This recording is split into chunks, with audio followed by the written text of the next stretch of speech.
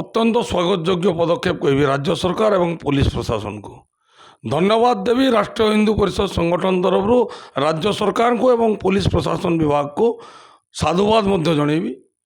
धन्यवाद देवी बालेश्वर एसपी, धन्यवाद देवी भद्रक एसपी, धन्यवाद देवी मयूरभंज जिला एसपी को।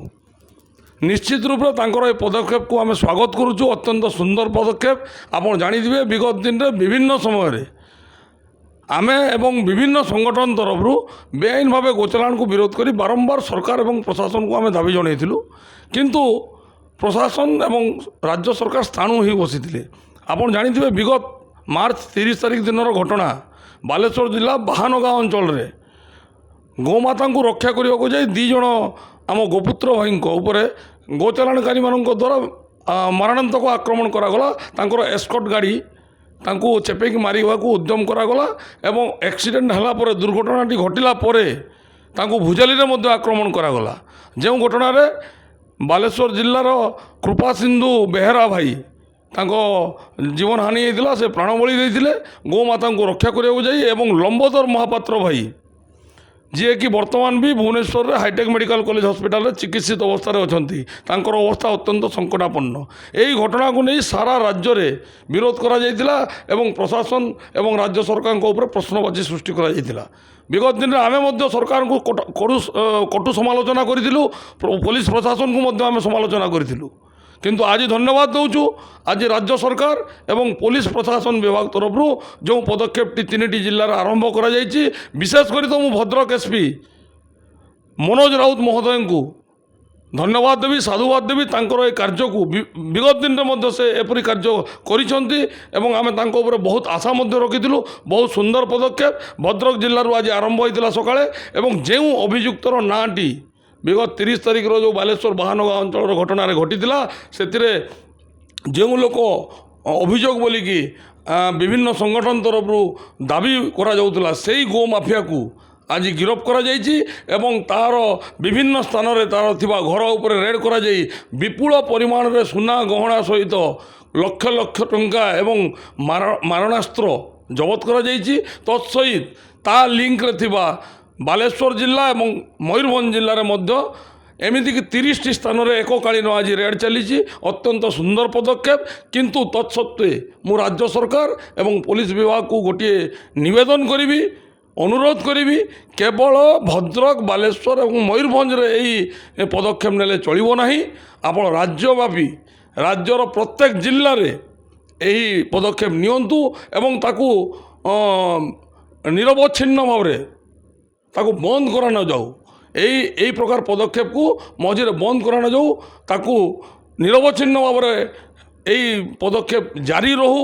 सारा राज्य में गोमाता को बेआईन भाव गोचालाण कर गोमाता को हत्या कर देखिए 3 दिन तले निश्चित प्रत्येक जिले में गो तस्करी करवा गोचालाणकारी मानकर मुखिया रही गो माफिया रही।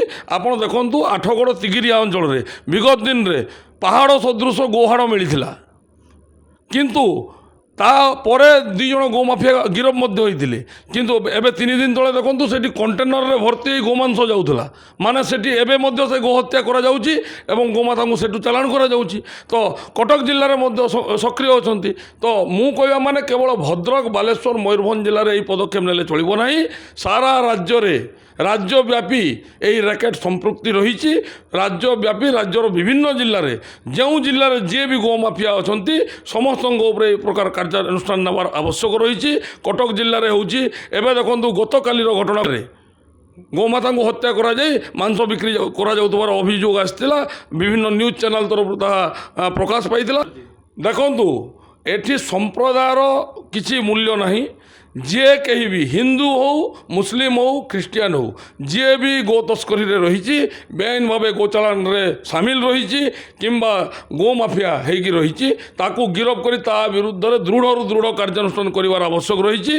निश्चित रूप में मुझे कहबी यही जो गो माफिया जो मैंने अच्छा मात्राधिक मुस्लिम संप्रदाय आसुँच ए हिंदू बाद पड़ी ना। आपन को ये कहीदेवा चाहे बलांगीर जिला जो जिलू 2 जण कैबिनेट मंत्री रही राज्य में माननीय उपमुख्यमंत्री कनक वर्धन सिंहदेव महोदय एवं स्वास्थ्य मंत्री मुकेश महालिंग महोदय दी जन मंत्री से आसुचंती एवं मुझे निवेदन करने को चाहिए आपण चैनल माध्यम रे जे बलांगीर जिले में भी मात्राधिक गोचालान करा जाउची लुईसिंगा अंचल आगलपुर रोत बजार जोटा कि माननीय स्वास्थ्य मंत्री मुकेश महालिंग महोदय निर्वाचन मंडली से ही निर्वाचन मंडलीर रोत बजार प्रत्येक सप्ताह रे हजार हजार संख्यार गोमाता को चालान करा जाउची टिटलागढ़ अंचल रे तुसरा बलांगीर जिला टिटलागढ़ अंचल रे तुसरा एनएसी एवं गुड़भेला ब्लॉक जोटा कि टिटलागढ़ निर्वाचन मंडली अधीनस्थ से ही अंचल मात्राधिक बेआईन भाव गोचालान करा जाउची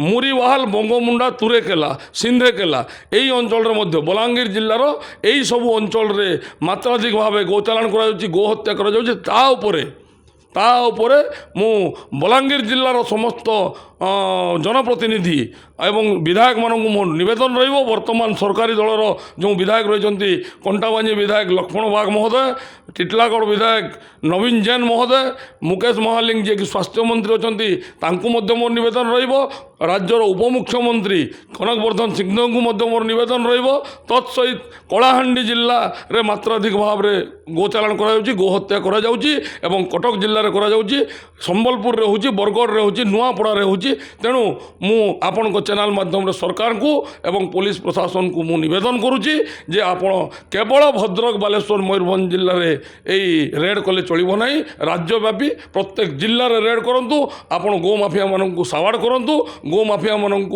आपण गिरफ कर दृढ़ कार्यानुष्ठान नियंतु। जदि आपंक आम भिडी भल लगा तेब आम चैनल को लाइक शेयर और सब्सक्राइब करने को जमा भी भूलु नहीं।